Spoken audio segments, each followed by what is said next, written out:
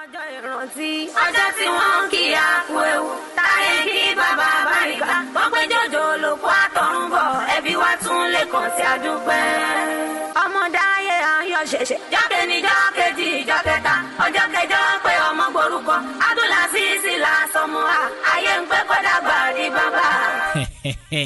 Allahu Akbar. bẹ́ẹ̀ ni fàbíháyé aláìrọ̀bíkúmọ̀ tukadhiba èwo nínú orí ọlọ́run aláàláfẹ́ deny kò sí o.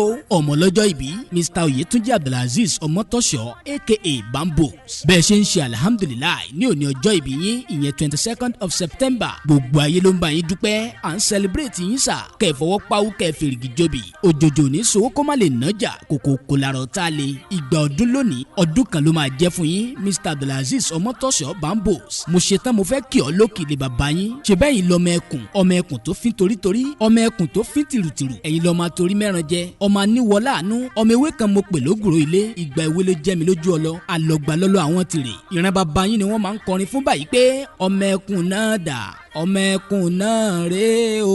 Mr. Oyetunji Abdulaziz Ọmọtọ́ṣọ́ lẹ́ẹ̀kan sí àkìyìn pé ẹ kú oríire ọjọ́ ìbí ìgbà ọdún kan ni ìkíni yìí wá láti ilé iṣẹ́ Mr. Lecturer Media Productions MMP. ìgúnnú mú kọ́kì kúlẹ̀ àfikún dàgbà kó pẹ́ láyé.